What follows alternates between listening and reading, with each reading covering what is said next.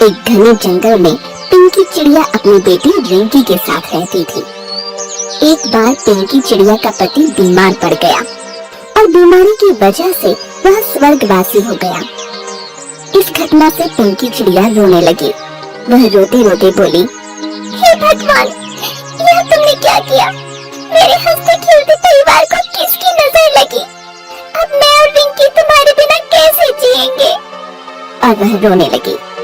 अपनी माँ को रोते देख रिंकी चिड़िया भी रोने लगी। इसी तरह कई दिन गुजर गए। उनके घर का राशन पानी भी समाप्त हो गया था। तब मजबूरन पिंकी चिड़िया भोजन की तलाश में बाहर जाने का सोचती है। पिंकी चिड़िया रिंकी से कहती है, देखो बेटा, घर का सारा राशन खत्म हो गया है।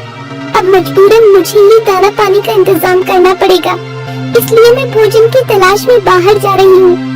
मेरे वापस लौटने तक तुम घर में रहो, मैं जल्द ही वापस आ जाऊंगी। ठीक है माँ, मैं कहीं नहीं जाऊंगी, घर में ही रहूंगी, रिंकी ने जवाब दिया। ऐसा सुनते ही पिंकी चिड़िया भोजन की तलाश में बाहर चली जाती है। कुछ देर के बाद रिंकी चिड़िया के पास एक बुलबुल आती है और कहती है, अरे रिंकी बहन, बहुत दिन हो गए, तुम बाहर ही नहीं आई। चलो चलते हैं, बाहर थोड़ा खेलते हैं। नहीं बुलबुल बहना, मैं तुम्हारे साथ नहीं आ सकती, माँ ने मना किया है, रिंकी बोली। अरे यार रिंकी, माँ से इतना भी नहीं डरना चाहिए। मुझे देखो, मैं भी छुपते छुपाते बाहर आई हूँ। मेरी माँ भी मुझे बाहर नहीं जाने देती। रिंकी को बुलबुल की बातों से हौसला आता है और वे दोनों खेलने के लिए बाहर जाते हैं। बाहर जाकर दोनों मस्त खेलते हैं, बातें करते हैं और इधर उधर घूमते हैं। और माँ के लौटने से पहले रिंकी घर पहुँच जाती है। कुछ देर के बाद पिंकी चिड़िया घर लौट आती है और रिंकी से पूछती है, बेटा, आज तुम घर पर अकेली थी, तुम्हें कोई परेशानी तो नहीं हुई? ये सुनते ही रिंकी माँ से झूठ बोलती है, नहीं माँ, मुझे तो कोई तकलीफ नहीं हुई। माँ, मुझे जोरों की भूख लगी है, लाओ ना मुझे भोजन दो। पिंकी चिड़िया उसे भोजन देती है और रिंकी वह खाने लगती है। ऐसे ही दिन कटते गए। पिंकी चिड़िया रोज सुबह भोजन की तलाश में घर के बाहर जाती और रिंकी इधर अपने दोस्तों के साथ मस्त खेलती रहती। एक दिन की बात है, रिंकी चिड़िया रोज रोज एक ही जैसे दाने खा खा कर बोर हो गई थी। क्यों माँ, रोज रोज आप मुझे वही दाने खिलाती हो? आज मैं इसे नहीं खाऊंगी, मुझे आज अनार के दाने चाहिए।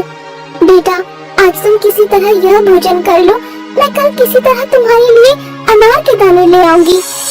अगले दिन पिंकी चिड़िया तोता सेठ के पास जाती है और उससे कहती है, तोता सेठ, क्या आप मुझे इस पेड़ का एक अनार दे सकते हो?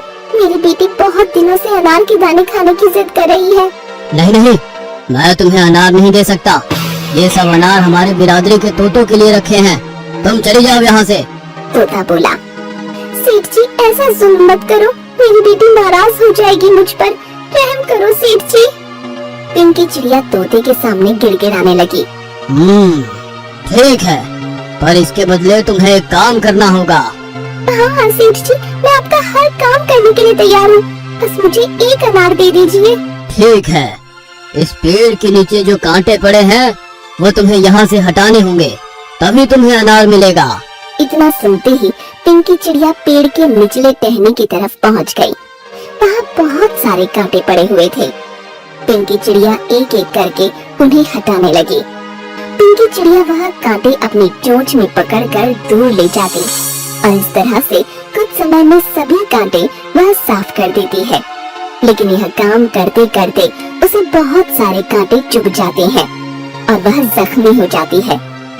कुछ देर के बाद वह अनार लेकर अपने घर पहुंचती है। रिंकी बेटा, यह लो तुम्हारे लिए मैं आज अनार ले आई हूँ, तुम्हें चाहिए थे ना? रिंकी चिड़िया वह अनार के दाने खाने लगती है और इधर कांटे चुभने की वजह से जख्मी पिंकी चिड़िया की तबीयत खराब हो जाती है।